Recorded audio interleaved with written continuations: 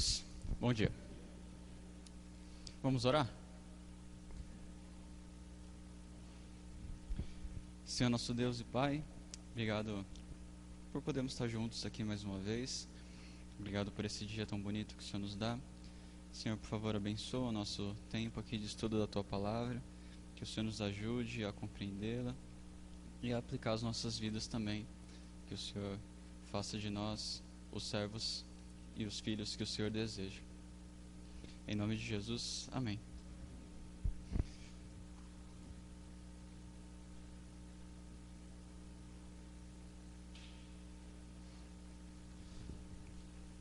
Irmãos, estamos chegando próximo ao fim do nosso estudo no livro de Gálatas. Provavelmente domingo após o retiro nós acabaremos.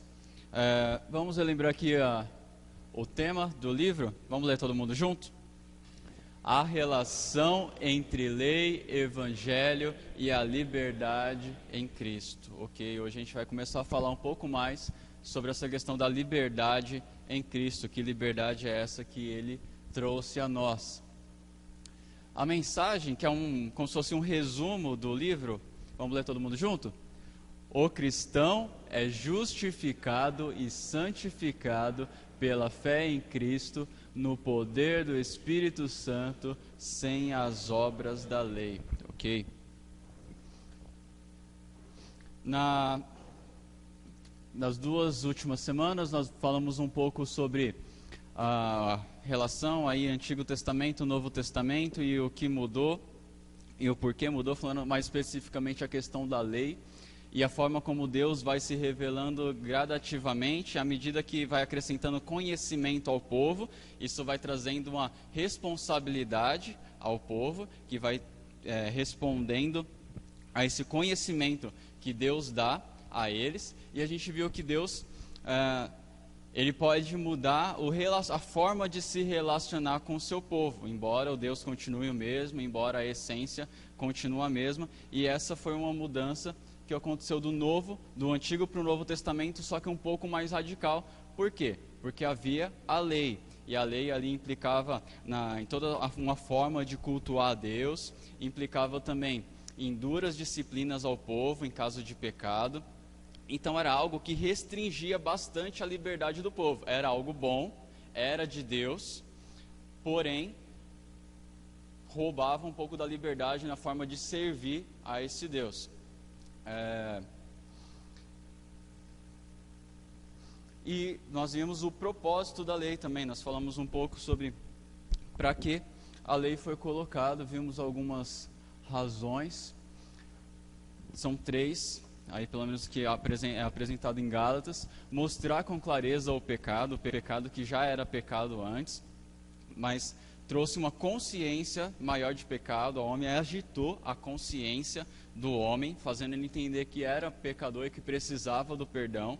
Então a lei também tinha o papel de conduzir a fé, que era mostra que o homem está em pecado, que sem o perdão de Deus, sem a provisão de Deus, a graça dele, o homem não pode ser salvo. Então ela aponta para a promessa do Messias e aponta para o perdão de Deus, aponta que o homem precisa depender da graça de Deus para conseguir a sua justificação, porque se depender da obediência à lei, sem chance. E servir de cuidador, exercendo uma influência moral. Isso porque as regras e as disciplinas serviam para conter o povo ali na linha, embora nem sempre isso fosse o suficiente, mas tinha esse papel, assim como são colocadas disciplinas e regras para uma criança, por exemplo. E é justamente essa comparação que o texto faz, falando: antes o povo, nós éramos como crianças, ainda não estávamos na maioridade, mas aí vindo Jesus, a plenitude da revelação de Deus, o ápice do conhecimento de Deus, o próprio Deus falando, não mais um profeta, mas agora o próprio Deus, isso inaugurou uma nova etapa, inaugurou uma maioridade para o povo. E aí todos aqueles símbolos, aquelas tradições que apontavam para a fé no Messias, uma vez que chegou a fé, que é Cristo, não são mais necessários. Esse foi o argumento que nós vimos. E aí aquela ilustração do pai que proíbe o seu filho de assistir TV, né? Querendo cuidar dele para que ele não seja exposto a coisas, por exemplo, como imoralidade sexual que tem ali na TV. Então ele coloca essa regra enquanto o filho é criança. Quando ele chega numa certa idade, o pai entende, bom, agora você já está numa fase, tem outra maturidade, aquela regra já não existe mais, aquela disciplina já não haverá mais. Porém, a essência continua valendo. Não é por causa disso que agora você tem uma TV no seu quarto que você pode simplesmente sair assistindo o que você quiser. A comparação que a gente faz entre o Antigo e o Novo Testamento nessa questão da lei é semelhante. Antes o povo era imaturo, pouco conhecimento. À medida que foi crescendo o conhecimento, né, gradativo, o relacionamento foi mudando. E aí agora, faltou uma parte para a gente concluir, que é o nosso trecho.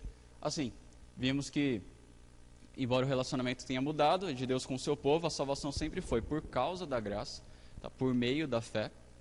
Essas expressões são importantes, não é por causa da fé, é por meio da fé. E com base na obra de Cristo, na promessa que foi feita lá a Abraão, que tem base também em Gênesis 3,15.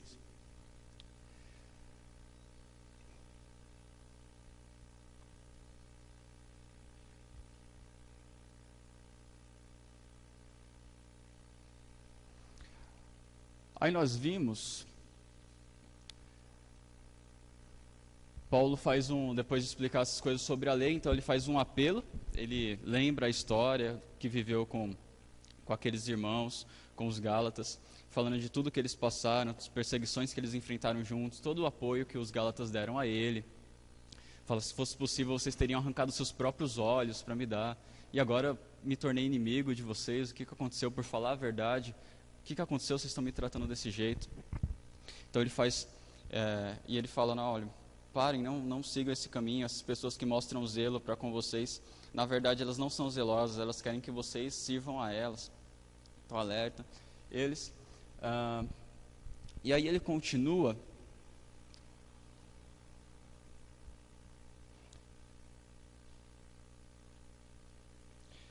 que foi onde a gente parou.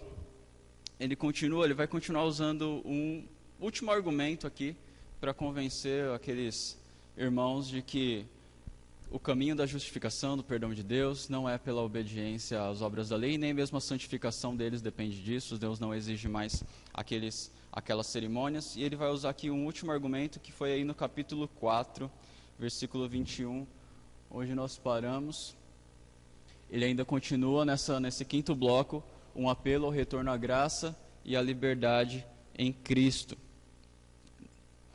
Aqui, só um detalhe, ele começa se dirigindo não mais diretamente aos Gálatas, aqueles crentes das igrejas da região da Galácia, mas ele vai se dirigir especificamente aos judaizantes, é como se ele estivesse falando agora com eles. Tá? Capítulo 4, versículo 21. Irmão, se alguma coisa não ficar claro, tá bom? Por favor, levante a mão, aí eu tento explicar melhor. Capítulo 4, versículo 21 até o 31. Diz assim: Dizei-me vós, os que quereis estar sobre a lei. Acaso não ouvis a lei? Então olha aqui, ele está se dirigindo aos judaizantes, tá? Pois está escrito que Abraão teve 2 filhos, um da mulher escrava e outro da livre. Mas o da escrava nasceu segundo a carne, o da livre mediante a promessa. Estas coisas são alegóricas, porque estas mulheres são 2 alianças. Uma, na verdade, se refere ao Monte Sinai, que gera para a escravidão. Esta é Agar. Ora, Agar é o Monte Sinai, na Arábia, e corresponde a Jerusalém atual, que está em escravidão com seus filhos. Mas a Jerusalém lá de cima é livre, a qual é nossa mãe. Pois está escrito: Alegra-te, ó estéril, que não dás à luz, exulta e clama, tu que não estás de parto, porque são mais numerosos os filhos da abandonada que os da que tem marido. Vós, porém, irmãos, sois filhos da promessa, como Isaque. Como, porém, outrora, o que nascera segundo a carne perseguia o que nasceu segundo o Espírito, assim também agora. Contudo, que diz a Escritura? Lança fora a escrava e seu filho, porque de modo algum o filho da escrava será herdeiro com o filho da livre. E assim, irmãos, somos filhos não da escrava, e sim da livre. Para a gente concluir aí a linha de pensamento, versículo 1 do capítulo 5. Para a liberdade foi que Cristo nos libertou. Permanecei, pois, firmes, e não vos submetais de novo a jugo de escravidão.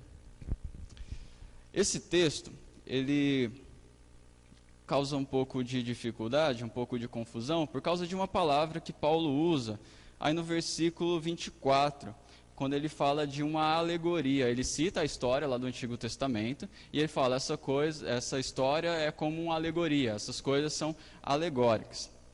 E eu quero abrir um parênteses aqui para explicar um pouco dessa questão da interpretação do texto. Olha só, nós, protestantes, reformados, conservadores, etc., nós usamos um método de interpretação chamado método histórico-gramatical. Você não precisa decorar esse nome, mas é importante você entender o conceito.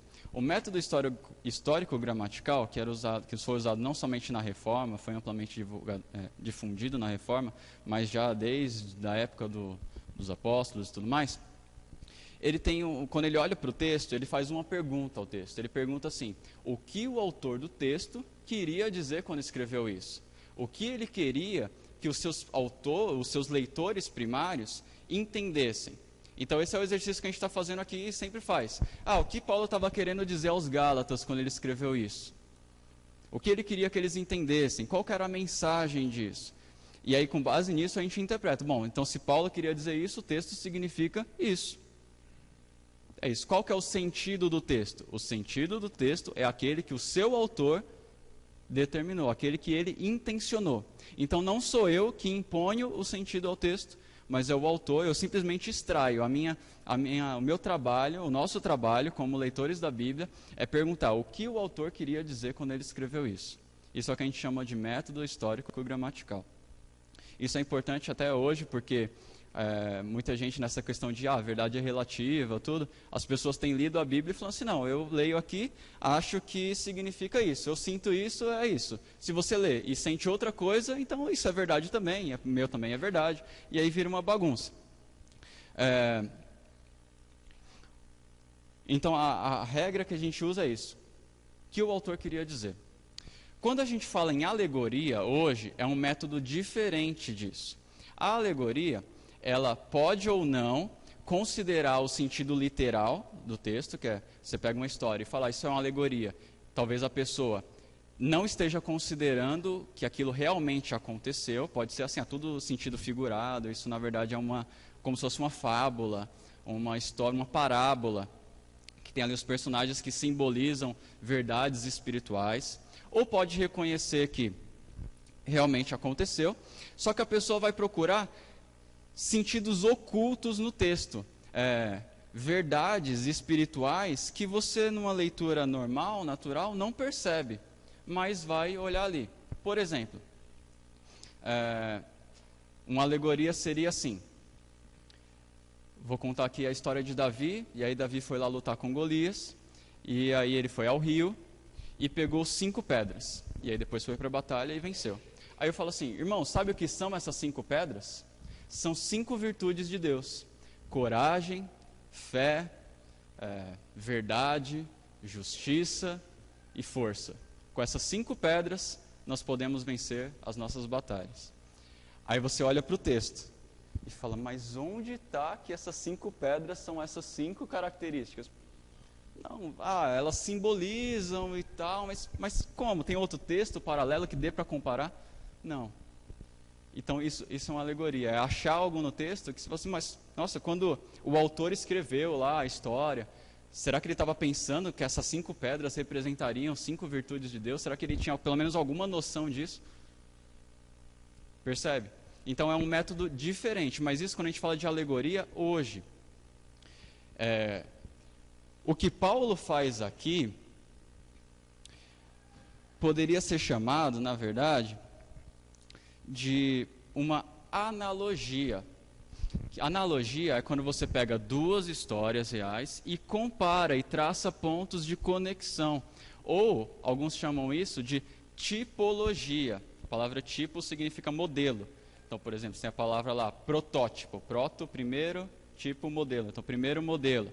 Tipologia seria isso, você pegar e falar assim, nossa, esse cara aqui do Velho Testamento parece muito com esse outro, esse aqui aponta para Cristo no sentido de que eles têm coisas em semelhante. Por exemplo, eu posso fazer uma analogia entre a história de Noé e a salvação em Cristo. Pensando, havia uma condenação pela iniquidade do povo e havia um meio de salvação providenciado por Deus, que foi ali a arca. Uma família recebeu a graça de Deus da salvação e os outros, na sua incredulidade, morreram. Somente aqueles que estavam na arca foram salvos. Eu posso fazer uma comparação, uma analogia entre isso e o Evangelho, dizendo, a humanidade está condenada, Deus, com a sua graça, providenciou salvação e somente aqueles que estão em Cristo serão salvos do juízo de Deus. Eu não estou dizendo que a arca é Jesus, ou estou tentando achar significados ocultos ali nele. Eu estou simplesmente fazendo uma comparação. E quando a gente olha para a linguagem aqui de Paulo, ele parece estar fazendo algo assim.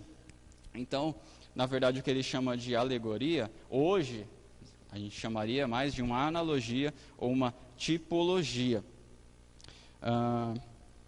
E aí, diante disso, agora a gente pode olhar novamente para o texto e entender um pouco essa comparação que Paulo faz. E isso é importante para que a gente não adote esse método alegórico, que é muito popular em alguns lugares, as pessoas gostam muito disso porque ele é muito criativo, e alguns usam isso como pretexto de espiritualidade, né, de falar assim, olha, é isso que o texto está dizendo. Ah, mas nossa, eu não estou vendo. Ah, que só os espirituais podem ver. Você pode ver aí alguma coisa?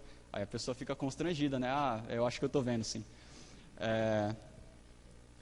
Então isso é perigoso, tá? Por isso que eu faço essa observação. Então olha só, vamos lá entender o que Paulo está dizendo aqui. Ele começa falando aí, versículo 21 a 23, fala assim, ó, dizem vós que quereis estar sob a lei, acaso não ouvis a lei? Pois está escrito que Abraão teve 2 filhos, um da mulher escrava, outro da livre, mas o da escrava nasceu segundo a carne, o da livre mediante a promessa.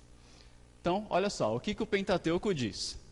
Fala de Abraão, e Abraão tinha lá sua esposa, Sara, os dois já velhos, eles receberam a promessa, que foi aquela aliança com Abraão, que a gente viu na linha do tempo.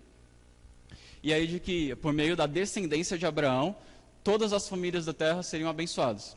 Certo? A base do Evangelho aí.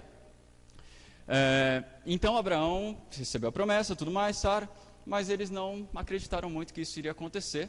Então Sara falou assim, ó, Abraão, quer saber? Se for depender aí de mim, ó, não vai rolar. Então, olha, tem ali ó, a minha escrava, a Agar, ela é mais nova. Eu acho que se você for lá e tiver um filho com ela, vai ser melhor. Aí Abraão, incrédulo também, falou assim, tá bom, então eu vou lá. Aí foi, conversou com a Agar, ela topou, e eles tiveram um filho, que foi Ismael. Passado alguns anos, Deus volta a falar com Abraão e fala assim, não, eu vou te dar um descendente, e esse vai ser filho de Sara.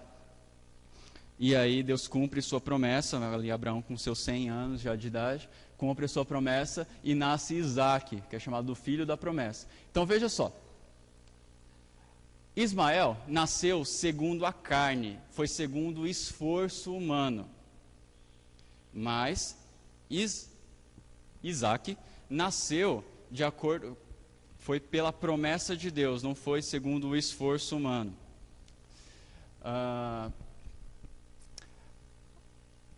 Aí Paulo destaca, olha, Ismael era filho da escrava, filho de Agar, enquanto o outro era o filho da livre. Ismael queria ser abençoado por Deus, queria receber a bênção de Deus também. E Abraão até orou para Deus, está lá em Gênesis 17, depois se você não lembra da história, dá uma olhadinha lá. Em Gênesis 17, Abraão fala com Deus, fala, mas e o meu filho Ismael? E Deus fala, olha, eu tenho outros planos para ele vai ser uma grande nação também, eu vou cuidar dele, mas ele não vai receber a herança, ele não vai receber as bênçãos dessa aliança que eu fiz com você. Quem vai receber isso é Isaque, o filho da promessa. Ele herdou e Ismael não. Diante disso, diante dessa história, isso está lá no texto, não há nada de novidade nisso. Diante disso, Paulo vai fazer uma comparação. Ele vai ilustrar com algumas verdades aí que Deus revelou ao longo da história. Ele vai falar assim, olha, Ismael seria mais ou menos, aquela história de Agar com Ismael, tudo mais, filho da escrava, seria mais ou menos comparar ela com a aliança mosaica, com a lei de Moisés, que escraviza o povo, que deixa o povo ali restrito e não dá bênçãos, não dá salvação. Simplesmente traz maldição, que revela o pecado. E ele ilustra exatamente a Jerusalém atual, é o que ele fala no texto. Isso representa a Jerusalém atual, que vive em escravidão, representa ali os dias deles. Se apegando a isso para tentar chegar perto de Deus, a lei para chegar perto de Deus. Enquanto Isaac pode representar a aliança com Abraão, que ilustra a Jerusalém, algumas Bíblias dizem a Jerusalém do alto, seria a Jerusalém que nasceu de novo, que nasceu pelo Espírito Santo e que desfruta das bênçãos da aliança. E aí, diante disso, ele faz uma aplicação. Ele fala, olha, esses que estão vivendo sob a lei, e estão usando a lei para se justificar, esses aí, na verdade, são incrédulos. Eles são filhos de Ismael, por assim dizer. São filhos de Ismael por quê? Porque não herdam a promessa, não herdam a herança. Apenas aqueles que são crentes, e ele fala, ó, vocês são filhos da promessa. Vocês sim vão receber a herança. E assim como os descendentes de Ismael perseguiram os descendentes da promessa, assim também os judaizantes estão perseguindo vocês. Percebe? Ele faz uma comparação no texto, ele usa algumas palavras aí, quando ele fala assim, ó, quando ele fala no versículo 25, ora, Agar é o monte Sinai na Arábia, e corresponde a Jerusalém atual. Ele está fazendo uma comparação de correspondência. Versículo 29, como, porém, outrora, o que nascera segundo a carne perseguia o que nasceu segundo o Espírito, assim também agora. Percebe ele colocando as duas histórias do lado e traçando pontos de conexão. E aí, diante disso, ele coloca a aplicação para eles e fala, olha, então, o que diz lá que deveria ser feito com o filho da escrava, aquele que não herda a promessa com vocês? Lança fora. Não fique com eles. Jogue, saia da comunhão com eles. E aí, capítulo 5, versículo 1, permaneça na liberdade para a qual vocês foram chamados. Aqui, eu quero trazer uma definição de liberdade, diante aqui do que Paulo está colocando. Liberdade é o seguinte: é possuir o acesso a Deus e as bênçãos do Evangelho, podendo desfrutá-las para sempre. Vou repetir. Liberdade é possuir o acesso a Deus e as bênçãos do Evangelho, podendo desfrutá-las para sempre. O que os Gálatas estavam perdendo era justamente essa liberdade. Por quê? Porque Jesus conquistou uma liberdade para eles, da lei e de cerimônias e tudo mais, e dando acesso somente pela graça, por meio da fé. E eles estavam perdendo isso, eles estavam no sentido de não estar desfrutando disso, porque eles estavam escolhendo um outro caminho. A gente vai falar um pouquinho disso daqui a pouco. Então eles não estavam desfrutando dos privilégios da nova aliança. Eles não estavam desfrutando das bênçãos do Evangelho, por isso eles estavam perdendo a sua liberdade. Liberdade é ter esse acesso a Deus e poder desfrutar das bênçãos de Deus para sempre. No caso aqui, eles estavam se escravizando porque estavam abrindo mão desses privilégios do Evangelho para viver debaixo de escravidão. Diante disso, quero tirar algumas lições para nós. Primeiro, a verdadeira liberdade é seguir a Cristo. Alguns propõem que a liberdade vai ser alcançada por meio de legalismo, algumas religiões legalistas, para obter essa salvação. Paulo está dizendo que isso não tem jeito. Outros propõem viver libertinamente, viver no mundo. Mas ambos os caminhos não trazem liberdade. Ambos os caminhos trazem condenação, trazem a ira de Deus. Por isso, eles não trazem a verdadeira liberdade.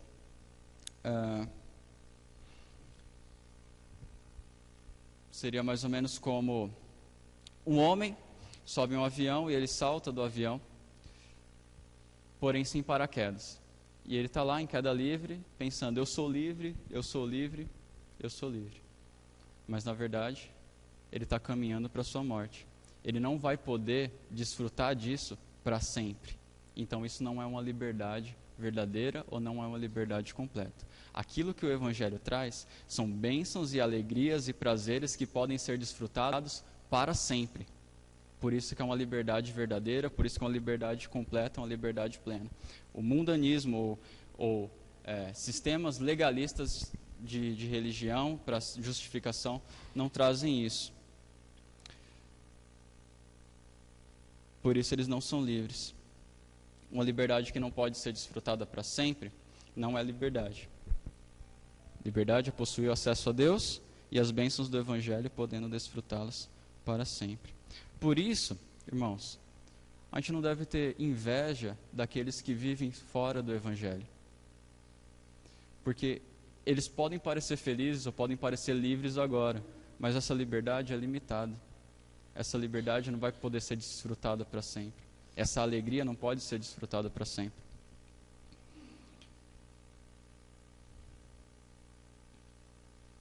Mas daqui a pouco a gente fala um pouco mais sobre isso, no capítulo 5.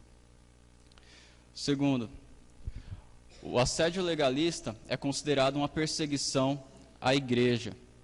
O fato daquelas pessoas estarem pressionando os gálatas a submeterem às leis e aos rituais e tudo mais, Paulo diz, assim como antes o filho da promessa era perseguido, assim também vocês estão sendo perseguidos. Então, esse assédio, que tem cara de piedade, que tem cara de temor a Deus, na verdade é uma perseguição à igreja, porque tenta tirar as bênçãos que Jesus conquistou deles. Então, cuidado quando vier alguém de uma seita cristã, por exemplo, Testemunhas de Jeová, por exemplo, espíritas, que vem com um discurso bonito, que vem com uma cara de piedade, e alguns olham para isso e falam assim, nossa, mas eles fazem o bem, eles são tão bons. Cuidado, o que eles estão ensinando são obras para a salvação, são conquistar mérito diante de Deus. Aqui está dizendo que isso é viver sobre escravidão. Por quê? Porque isso não te dá nem acesso a Deus, nem o desfrute das bênçãos dele. Isso é escravidão, não é liberdade. Então, esse assédio que tem cara de piedade, na verdade, é algo demoníaco, não é de Deus. E aí o que nós devemos fazer? Lança fora o filho da escrava, porque eles não são herdeiros da promessa. Não tenha comunhão com esses irmãos, não trate eles como se eles fossem irmãos em Cristo, porque eles não são. Eles não fazem parte dessa família de Deus. Mostre para eles, se você tiver a oportunidade, que a salvação é só por Jesus, é só por meio da fé. E cuidado com a influência deles.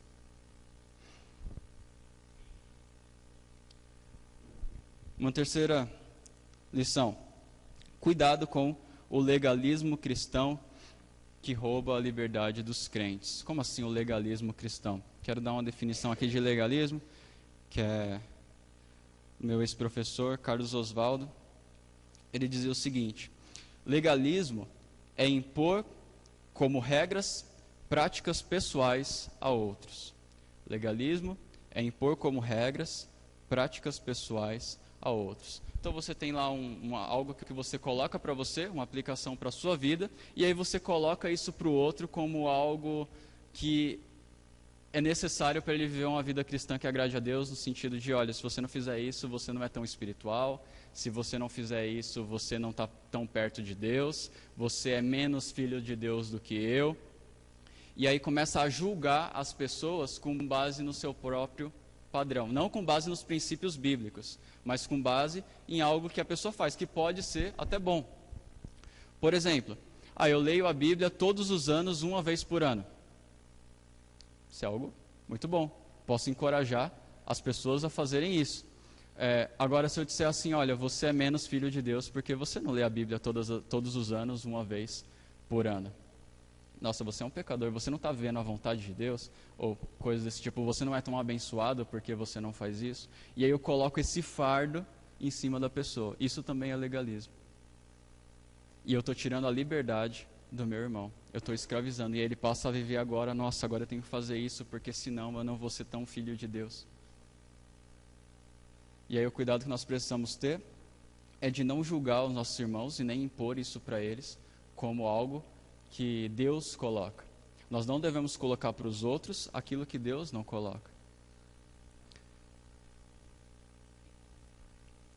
Ou, por exemplo, na primeira coisa que eu faço depois de acordar é ler a Bíblia. Você faz isso? Não? Deveria fazer, porque senão você está em pecado. Por exemplo, eu tenho procurado fazer isso. Fazer minha devocional antes de tomar café, e tem sido uma bênção. Vejo vários benefícios em fazer isso. Mas isso é uma aplicação que eu coloquei para a minha vida, é uma disciplina que eu quero para a minha vida e que eu tenho buscado desenvolver. Agora, eu não posso julgar os meus irmãos com base nisso, ou dizer, se você não fizer isso, você não é tão filho de Deus, você não é tão abençoado, o seu acesso a Deus é limitado, e coisas desse tipo. Isso é impor fardo que a Bíblia não coloca. Isso é tirar a liberdade dos meus irmãos. Então, isso é um cuidado que a gente precisa ter. Não julgar os outros com base no nosso padrão.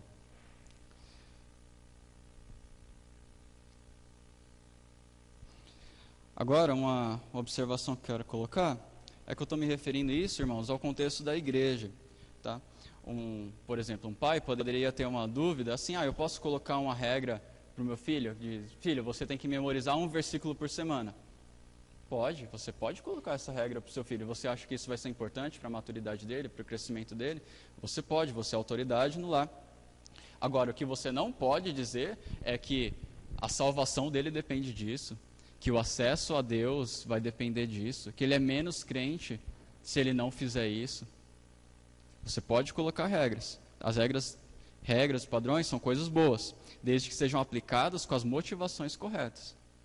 Então, não deixe de colocar regras, tá? Principalmente para os seus filhos. Eles precisam disso, precisam de padrões, precisam de limites, agora, até eles amadurecerem, até saírem da sua autoridade.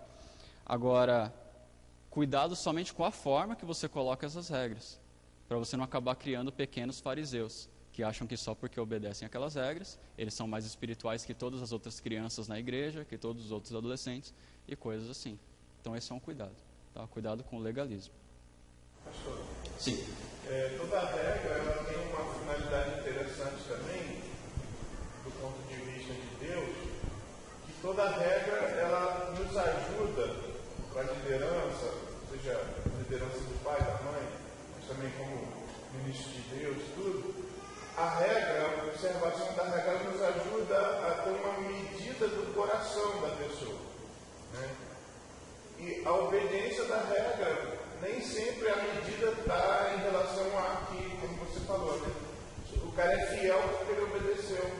Às vezes ele está usando a obediência da regra até como uma forma de soberba, de orgulho. E esse é o problema também das boas obras. Obedeço às regras, então Deus é obrigado a me deixar entrar no céu.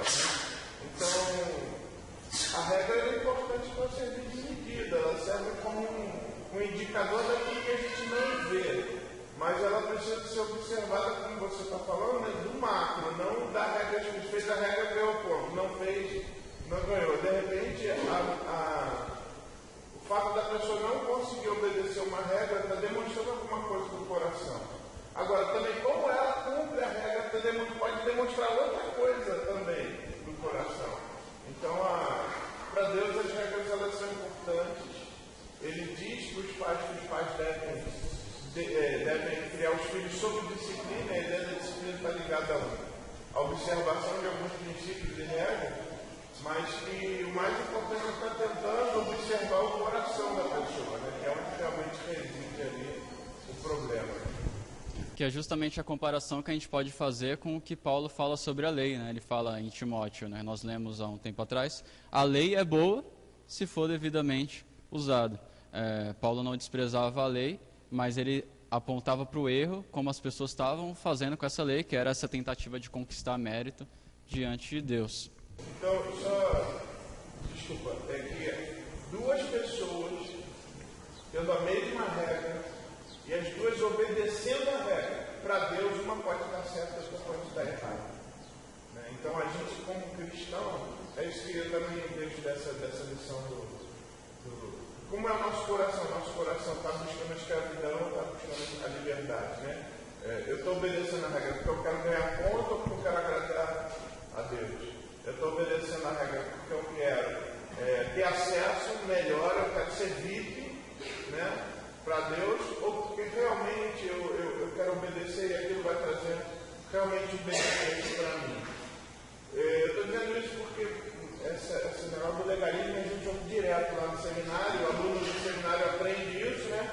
Então, quando a escola pede, vira chavão, a escola pede, eu gostaria que você fizesse sua devocional todo dia. Isso é legalismo, está me obrigando a fazer devocional. Pô, se alguém me obrigar a tomar sorvete todo dia, eu vou achar legal. Embora o meu nutricionista não vá. Mas eu vou achar legal, porque é uma regra que aí o outro fica reclamando porque vai ter que ler a Bíblia todo dia, né?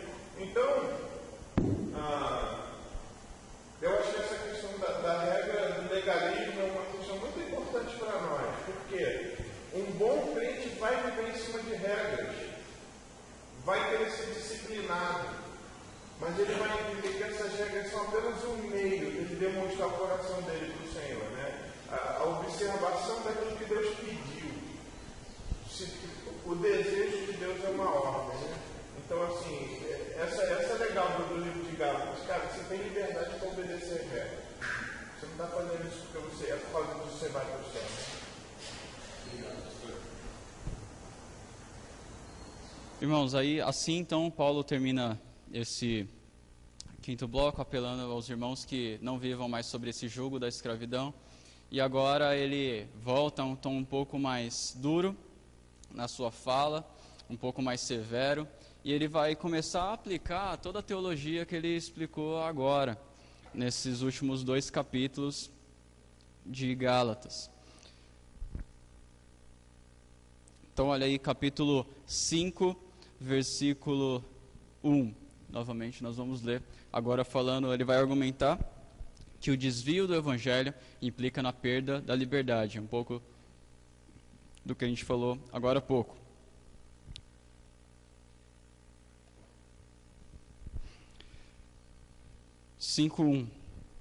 Para a liberdade foi que Cristo nos libertou, permanecei, pois, firmes, e não vos submetais de novo a jugo de escravidão. Eu, Paulo, vos digo que, se vos deixardes circuncidar, Cristo de nada vos aproveitará.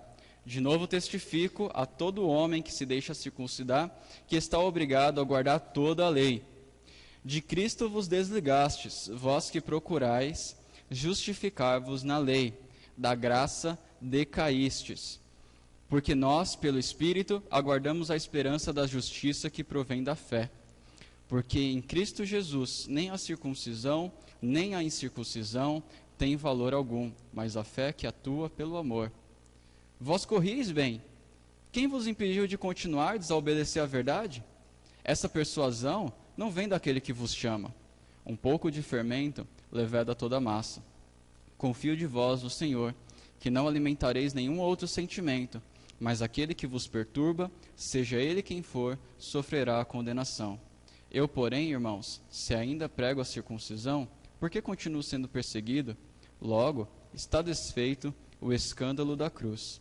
Tomara até se mutilassem os que vos incitam à rebeldia. Olha só, então no versículo 1 a gente tem uma exortação de Paulo, ele fala, permaneçam na liberdade que vocês conquistaram em Cristo. Algumas observações importantes da gente fazer aqui. Paulo o tempo todo trata esses leitores a quem ele se dirige, os Gálatas, que eram várias igrejas ali numa região, que ele passou na primeira viagem missionária. Nós lemos lá em Atos 13, 14, eles se converteram, se alegravam no Espírito, sofreram perseguições durante um tempo, depois os apóstolos foram embora, os judaizantes vieram novamente, fizeram a cabeça deles, e agora eles estavam meio balançados. Mas durante todo o tempo ele trata eles como irmãos em Cristo, como pessoas que estavam sim em escravidão, mas uma vez que conheceram o Evangelho, foram trazidos para a liberdade, mas que agora estavam tentando voltar para esse antigo padrão de fé ou de religião, tentando ser justificado pelas obras. Então é como se Paulo visse eles como crianças que estão levados pelos ventos de doutrina. E aí, nós conseguimos perceber aqui em Gálatas, nós vamos destacar isso nesse trecho que nós lemos agora, 3 tipos de pessoas. Aqueles que rejeitaram obstinadamente a graça e o evangelho de Cristo, que eram os judaizantes. Essas pessoas que diziam, não, eu entendi a mensagem dos apóstolos, essa coisa de que Jesus é suficiente, de que só a fé em Jesus e tudo mais, mas isso está errado. Eu não concordo com isso, você tem que fazer a sua parte, você tem que tem que ser com o seu esforço e tudo mais, senão Deus não te aceita, você não pode chegar até Ele sem as obras e tudo mais.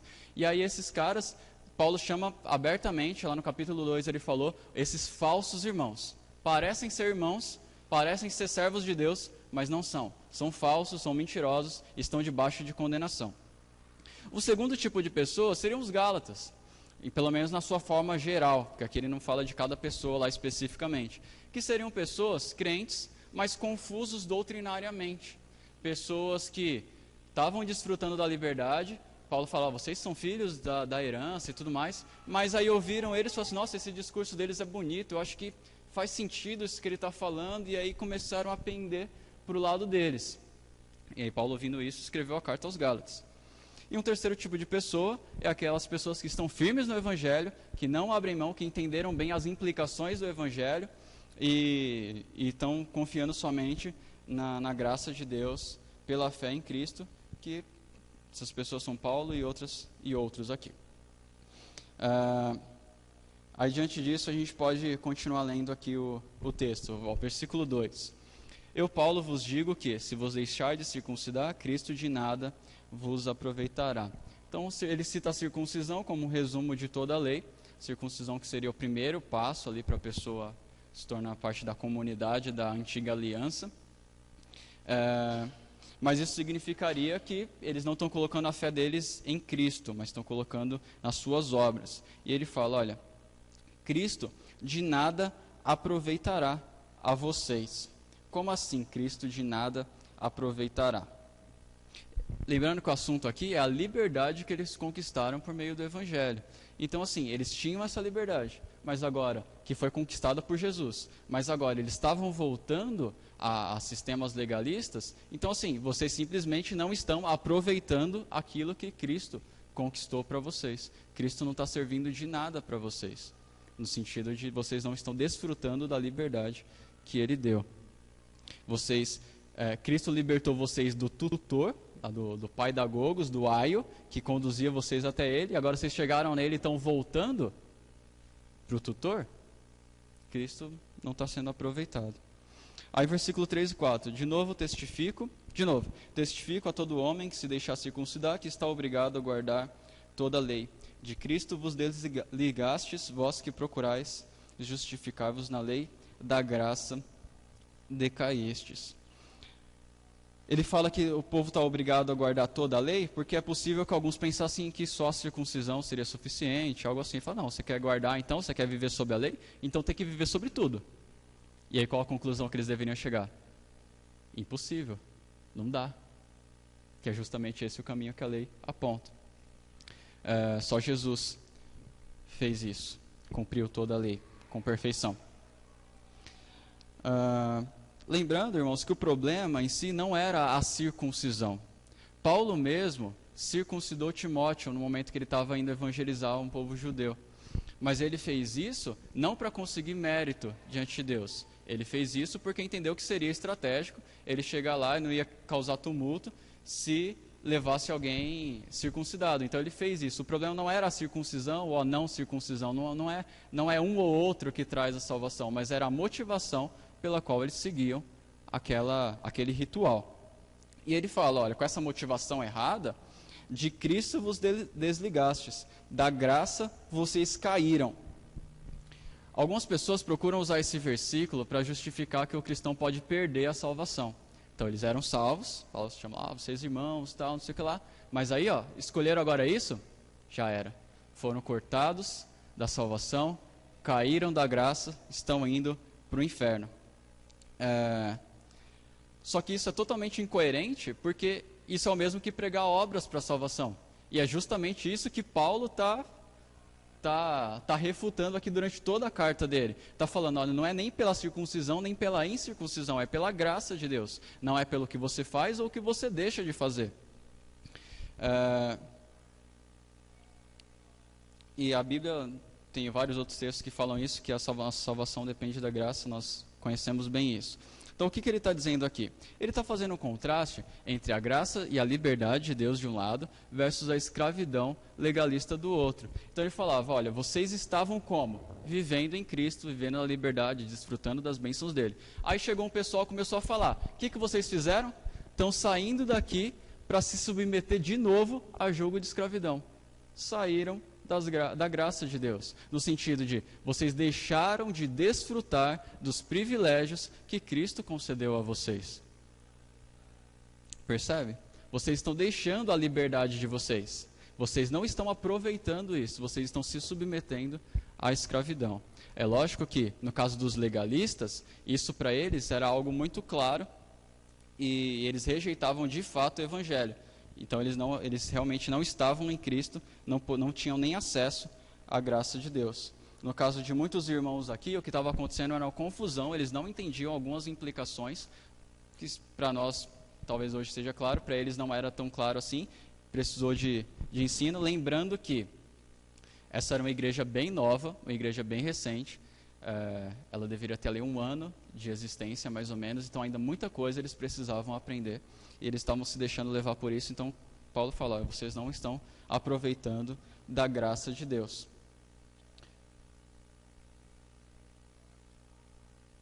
Versículo 5.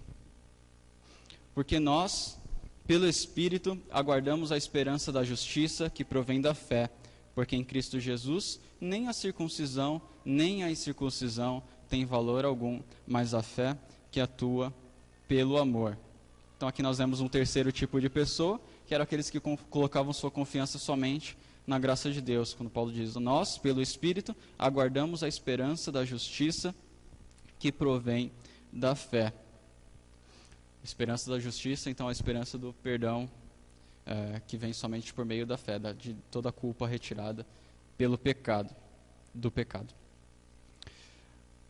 E Paulo diz aqui que é pelo Espírito. Então é justamente o Espírito Santo que conduz os crentes a depositar a sua esperança somente em Cristo. É o Espírito que convence do pecado, da justiça e do juízo. É Ele que faz a obra no coração do homem para que ele coloque a sua fé somente em Jesus. E ele fala, nem a circuncisão, nem a incircuncisão tem valor algum, mas a fé que atua pelo amor. Então, nem é pelo fato de fazer aquela obra, como pelo fato de não fazer aquela obra que alguém seria salvo. Ou seria perdoado, seria justificado. Porque isso também seria obras para a salvação. Se ele falasse, você não pode ser circuncidado para receber a justificação. Isso seria uma obra. Então ele fala, não é nenhum nem outro que tem valor. Mas é a fé, é a sua confiança em Cristo. A sua confiança na obra dele. E o que tem valor de fato é a fé que atua pelo amor. Aqui, Paulo já começa a dar um indicativo de algo que ele vai falar mais para frente, no final da carta, que é, uma vez que nós não estamos mais sendo movidos pela lei, a lei lá, as orientações do Antigo Testamento, dos cerimoniais e tudo mais, o que nos guia então agora, o que nos move, ele vai falar, é o amor. Por quê? Porque a lei se resume nisso, no amor a Deus, no amor ao próximo. Isso a gente vai falar um pouco mais no próximo bloco. Irmãos, diante disso, quero tirar algumas lições aqui para nós. Uma primeira que nós já começamos a falar, deixar de obedecer o Evangelho é desperdiçar a graça e a liberdade de Deus. Lembrando da nossa definição de liberdade. Liberdade é possuir o acesso a Deus e as bênçãos do Evangelho, podendo desfrutá-las para sempre. Como que você desperdiça essa liberdade? Como que você desperdiça as bênçãos do Evangelho? Quando você escolhe viver de qualquer forma diferente do Evangelho. Como que isso acontece? Por exemplo, quando você deposita a sua fé na força do seu braço para viver. Se a sua fé está em você, se a sua confiança está em você para você viver, o que vai acontecer? Você vai sentir medo, angústia, desespero, dúvidas, porque a sua confiança está em você. Isso é escravidão. Mas quando a sua fé está em Deus, o que vem ao seu coração? Descanso, confiança, você se alegra mesmo com os resultados que não são aqueles que você queria, porque a sua confiança está em Deus. Você sabe que Ele está fazendo tudo. Isso é liberdade. Outra forma de você desperdiçar liberdade. Quando você acha que são as regras pessoais que te fazem mais aceitável diante de Deus. São pessoas que vivem correndo atrás de mérito para se chegar a Deus, como se Deus estivesse olhando para ela e pensando, quanto mais ela fizer, mais ela é meu filho, quanto menos ela fizer, aí mais eu desprezo. O que vai acontecer quando essa pessoa pecar? Ela vai sentir frustração, desânimo, medo do juízo de Deus, dúvidas em relação à sua salvação. Afinal, ela depende do mérito dela. Isso é escravidão. Uma pessoa, quando coloca a sua confiança somente na graça de Deus, o que vai acontecer quando ela pecar? Vai acontecer um arrependimento bíblico, que não é um remorso, gratidão pelo perdão, desejo de crescer na graça, louvor a Deus. Isso é liberdade. Uma terceira forma de desperdiçar a graça de Deus: abraçar um estilo mundano de vida.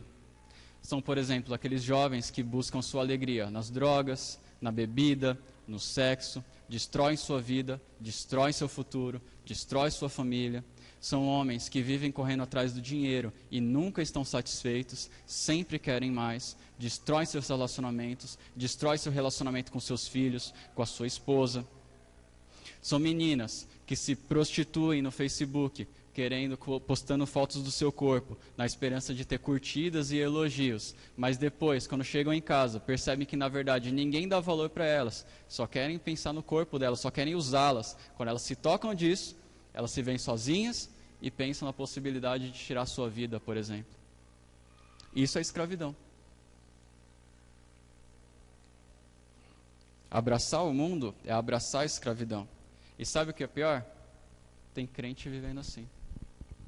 Tem crente olhando lá para fora e pensando, eu quero ser livre. Eles estão pulando do avião sem paraquedas. Essa é a liberdade que eles têm. Não é uma liberdade que pode ser desfrutada para sempre. É uma liberdade que tem limite. A nossa liberdade, as bênçãos e alegrias que nós temos em Cristo, elas sim são liberdade. Por quê? Porque elas podem ser desfrutadas para sempre. São ilimitadas nesse sentido. Isso é liberdade. Essa alegria é liberdade.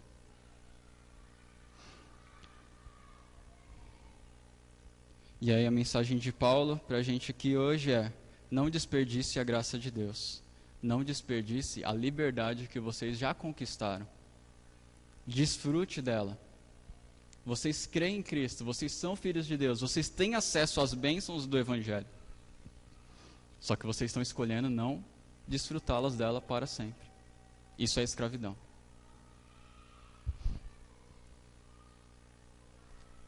Segundo, a justificação só é possível mediante a fé em Cristo. É quando ele diz aí, nós, pelo Espírito, aguardamos a justiça que vem pela fé, que atua pelo amor. Ninguém pode ser perdoado dos seus pecados se não crer em Cristo, se não crer que Ele é o próprio Deus, que se fez homem, habitou entre nós, viveu uma vida sem pecado, morreu para nos substituir, morreu a morte que eu merecia, morreu a nossa morte, e 3 dias depois ressuscitou, provando que Ele tem poder sobre a vida, sobre a morte, e fez aquela promessa que nós já conhecemos: aquele que crê em mim, ainda que morra, viverá. Aquele que não tem sua esperança nisso, não tem seus pecados perdoados.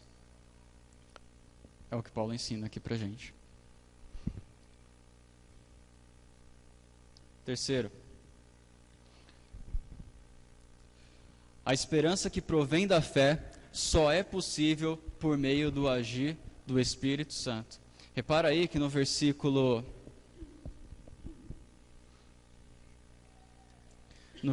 5 do capítulo 5, ele fala: porque nós, pelo Espírito, mediante o Espírito, temos essa fé. Essa fé não vem do homem natural, do homem sozinho. Ele sozinho chega a essa conclusão e deposita a sua fé em Cristo. Isso é graça de Deus, isso é pelo agir do Espírito Santo que convence o homem. E a aceitação de tudo isso que nós temos falado aqui, a aceitação disso só é possível mediante o Espírito Santo na vida da pessoa. É por isso que faz sentido quando a gente ora a Deus pedindo a conversão de alguém, pedindo que Deus coloque arrependimento no coração daquela pessoa, porque isso é obra de Deus, não é simplesmente uma decisão da pessoa, mas é a obra de Deus que motiva a decisão da pessoa. Essa é a diferença. É por isso que quando a gente está evangelizando, a gente precisa sempre orar, pedindo: Senhor, toca no coração dessa pessoa, porque isso é algo que entender essas coisas, não entender simplesmente no sentido de saber explicar, mas entender no sentido de crer nisso, é obra de Deus. O homem natural não consegue crer nessas coisas sozinho. E nós nunca creríamos nisso se um dia o Espírito Santo não tivesse atuado em nosso coração. E saber disso tem que nos conduzir a uma postura de adoração a Deus, de gratidão a Ele, de falar: Senhor, muito obrigado, porque um dia o Senhor olhou para mim, teve misericórdia na minha vida, abriu meu entendimento e colocou arrependimento e fé no meu coração, duro, pecaminoso. Porque se não fosse assim, eu jamais depositaria minha esperança no Evangelho.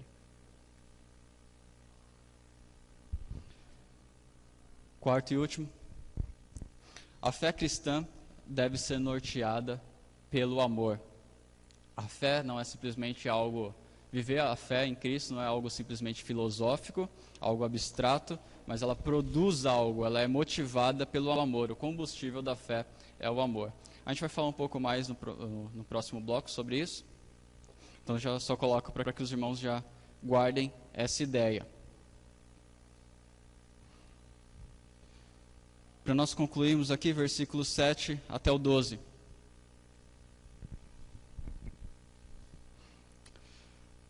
Vós corrieis bem, quem vos impediu de continuar a desobedecer à verdade? Esta persuasão não vem daquele que vos chama. Um pouco de fermento leveda toda a massa.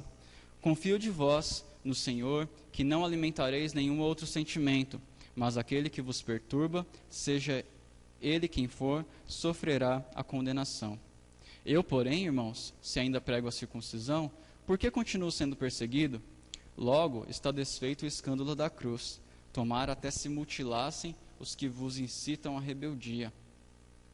Aqui no versículo 7, Paulo usa uma ilustração de uma corrida. Ele fala: vocês estavam correndo bem. Quem os impediu? Quando ele usa essa palavra impedir, é como assim: quem colocou um obstáculo na sua frente? Então imagina lá o corredor, correndo numa pista, e aí alguém coloca uma pedra, alguém coloca uma barreira, alguém coloca algo para que atrapalhe a corrida dele. Então ele fala: quem impediu, quem colocou obstáculos, quem interrompeu a sua corrida? Olha, isso não vem daquele que chama a vocês. Então aqui ele está colocando de um lado Cristo, aquele que está chamando eles, e de outro lado os legalistas, aquele que desviavam eles da liberdade em Cristo. E é interessante notar que ele fala assim: olha, aquele que vos chama, e não aquele que vos chamou, dando uma ideia de que o chamado de Cristo para segui-lo é contínuo, o que pode indicar aqui para a gente, de que Cristo está continuamente chamando os crentes a o seguirem, dando a ideia de uma santificação, continuar nos caminhos dele. E aí ele fala, olha, versículo 9, um pouco de fermento faz toda a massa crescer. Fermento aqui no caso a má influência na igreja. Você precisa apenas de um pouquinho para gerar um grande estrago.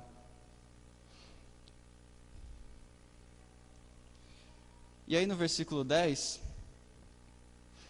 Paulo diz, olha, mas eu confio no Senhor, que não alimentareis nenhum outro sentimento, mas que aquele que vos perturba, seja ele quem for, sofrerá condenação. Isso aqui é uma característica de Paulo, sempre que ele está exortando as igrejas, temos vários outros versículos que a gente não vai conseguir ver hoje, onde Paulo fala, olha, eu confio que vocês vão ouvir essa mensagem, que vocês vão amadurecer nisso, mas eu confio no Senhor.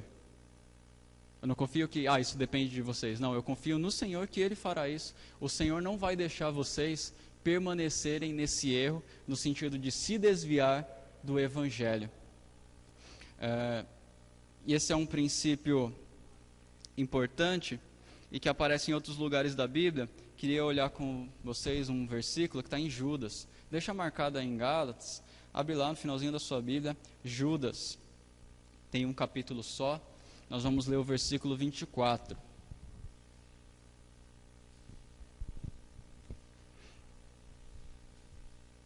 O que Judas diz é algo parecido com a ideia de Paulo aqui, quando ele fala: eu confio no Senhor que vocês permanecerão nesse caminho e que aqueles outros sofrerão condenação. Judas, versículo 24. Judas está falando sobre a fé cristã, ele está defendendo a fé cristã, a fé em Jesus, para a salvação, exclusivamente. E ele diz assim, ó, versículo 24. Aquele que é poderoso para impedi-los de cair e apresentá-los diante da sua glória sem mácula, sem mancha, e com grande alegria.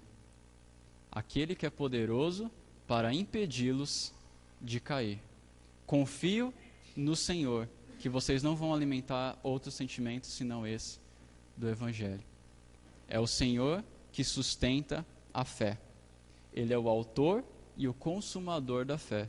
Ele não permite que um filho seu, um filho verdadeiro seu, abandone essa fé. É Ele que começa, é Ele que mantém, é Ele que conclui. A salvação é graça do começo ao fim. Ela não é uma graça no começo e depois eu me mantenho pelas minhas obras, pelo meu esforço. Ela começa na graça, ela continua na graça e vai sim por toda a eternidade. O mérito nunca é nosso. O mérito é sempre do Senhor. O mérito é sempre do agir dele na nossa vida.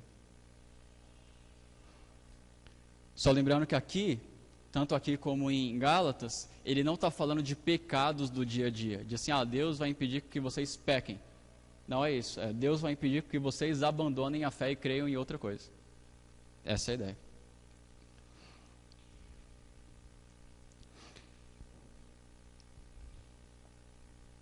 No versículo 11, Paulo fala assim, eu, porém, irmão, se ainda prego a circuncisão, por que continuo sendo perseguido? Logo está desfeito o escândalo da cruz. Aqui é difícil saber por que ele fala isso, mas por esse versículo é bem provável que os inimigos dele diziam que ele era um cara volúvel, que hora ele pregava uma coisa, hora ele pregava outra, talvez pelo fato de ter circuncidado Timóteo numa outra vez. Então, querendo mostrar assim, ele também prega a circuncisão. Aí ele fala, mas se eu prego, por que eu estou sendo perseguido justamente por isso? E se for assim, o escândalo da cruz, aquilo que reputavam como um escândalo, porque a cruz anulava a lei, se for assim, o escândalo está removido. E aí no versículo 12 ele fala assim, quem dera sejam mutilados esses que vos incitam à rebeldia. Que Paulo está querendo dizer assim, é um pouco mais forte do que mutilá-los, mas assim, esses caras gostam tanto da circuncisão, né? Esses caras estão querendo tanto que vocês sejam circuncidados, eu queria que eles fossem castrados. É isso que eu queria que acontecesse com eles, para ver se eles gostam disso aí que eles estão pregando. As nossas Bíblias deram uma suavizada aí na expressão. Irmãos, algumas lições para nós concluirmos aqui por hoje. Primeiro, o legalismo é um atraso na vida cristã. O legalismo é algo que faz o atleta parar de correr, é algo que o impede no seu crescimento, no seu relacionamento com Deus. E é importante que a gente esteja atento a isso, não cair nisso, e alertar também nossos irmãos que têm vivido nisso, nossos amigos que têm vivido nisso. Porque o legalismo é algo que faz com que a gente deixe de olhar para Deus e para a obra dele, para a graça dele, deixe de dar louvor a ele, para começar a olhar para nós, a buscar mérito e a nos orgulhar ou não diante daquilo que nós temos feito. Então nós paramos de correr em direção a Cristo e passamos a olhar para nós, passamos a correr em círculos, olhando para o nosso ego. Isso não é servir ao Senhor, isso é servir a si mesmo. Então o legalismo é algo que atrasa a vida cristã. Isso vai nos impedir de crescermos na maturidade em Cristo. Segundo, um pouco de fermento faz toda a massa crescer. Para desviar um grupo, para causar um grande estrago, você não precisa de muita influência ruim, basta um pouquinho, assim como o fermento na massa do bolo. Esse é um dos motivos da disciplina, de por que Deus coloca a disciplina na igreja. Por que um irmão chega a um ponto de ter que ser excluído da comunhão? Alguns colocam isso como uma falta de amor, veem isso como falta de amor, mas na verdade é uma demonstração de amor, tanto para a pessoa em si, que precisa ser corrigida, como também uma demonstração de amor para com o grupo, porque se a gente deixar o fermento aqui no meio, isso logo vai contaminar todos os outros. Então é uma preocupação com a pessoa e é uma preocupação com o grupo. Dentro disso, um conselho aqui aos pais: pais, cuidado com quem você deixa seus filhos andar, cuidado com quem você, cuidado com a casa onde ele vai dormir, ou cuidado até mesmo quem você leva para sua casa para dormir junto com o seu filho, porque ele não precisa de muita coisa para ser corrompido, é um pouquinho só. E hoje nós temos um agravante, que é a própria internet, que são celulares onde seu filho pode não estar ali diretamente com a má influência, mas ele acorda e passa o dia e vai dormir ali nos WhatsApp da vida, em grupos que são questionáveis se ele deveria participar ou não. Então, não estou dizendo que você tem que tirar isso do seu filho, mas fica atento a isso, porque não precisa de muita coisa para fazer alguém que já é inclinado ao pecado a pecar. Um pouco de fermento faz toda a massa crescer. E cuidado também, irmãos, com as suas amizades, seja no seu trabalho, na sua faculdade, cuidado com as suas conversas. É como Paulo disse também em 1 Coríntios: não se enganem, não se deixem enganar. As más companhias corrompem os bons costumes. Não é necessário muito. Cuidado para não falar: não, eu não sou influenciado por nada, nada do que eu assisto me influencia, os meus relacionamentos em nada me influenciam. O que Paulo diz é: não se engane, influencia sim. Prefira estar com pessoas que te influenciam a buscar Deus, que vão formar Cristo em você, como nós falamos na semana passada. Terceiro e último: a perseverança na fé é fruto do poder de Deus na vida do cristão. Algumas pessoas, em algumas igrejas, têm uma doutrina que coloca que a perseverança na fé é justamente uma condição para que você tenha a salvação, para que você mantenha a salvação. Qual o problema com isso? O problema com isso é que é o mesmo que pregar obras para a salvação, porque aí então minha salvação depende daquilo que eu faço ou deixo de fazer. Isso é totalmente incoerente com o Evangelho, isso traz mérito para mim. O que Paulo está dizendo é: nosso mérito, o mérito não é nosso, o mérito é de Deus, o mérito é de Jesus, é graça. Na verdade, a perseverança é fruto da graça de Deus, Ele que nos impede de seguir uma mentira, no sentido de apostatar da fé, tá? De desviar da fé, não no sentido de ficar confuso. Isso acontece, como estava acontecendo aqui com os Gálatas, como Paulo fala em Efésios 4, olha, estejam na igreja, estudem a palavra para que vocês não sejam como meninos levados por um vento e outro. Isso pode acontecer, é fruto da imaturidade cristã, todos nós passamos por isso. É possível que alguns ainda estejam nessa etapa porque são novos convertidos, então isso é um crescimento contínuo. Mas o Espírito Santo que habita em nós, ele nos convence da verdade, não só no momento da conversão, mas ele continua nos convencendo da verdade e nos mantendo firme na fé em Cristo, do começo ao fim.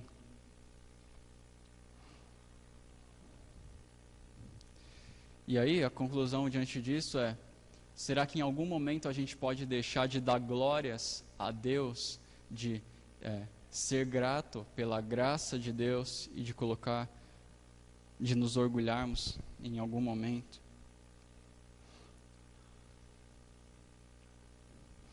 Isso, irmãos, não é só para encher a nossa cabeça com teologia, tá?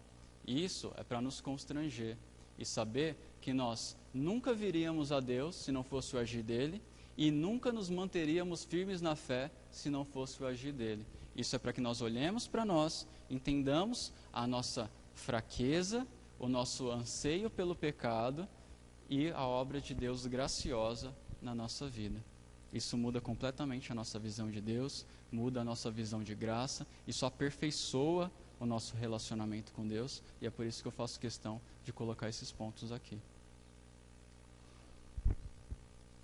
Podemos concluir então esse bloco da seguinte forma: escolher um caminho diferente do Evangelho é abrir mão da liberdade conquistada pela cruz. Mas ainda que um crente possa desperdiçar sua liberdade por um determinado tempo, sua firmeza na fé depende do poder de Deus que atua nele de forma graciosa. A gente conclui assim então o 6º bloco. Domingo que vem, retiro. Próximo domingo, nós concluímos a carta aos Gálatas. Ok? Irmãos, temos ainda um pequeno tempo. Algum irmão gostaria de colocar alguma dúvida, algo que você pensou, seja de agora ou seja de algo que foi falado antes? Se eu souber, eu tento responder.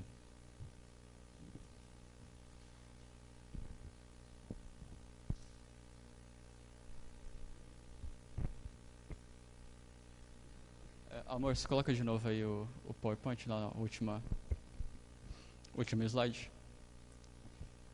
Não? Nenhuma dúvida? Então vamos orar? Tiago, você pode orar, por favor?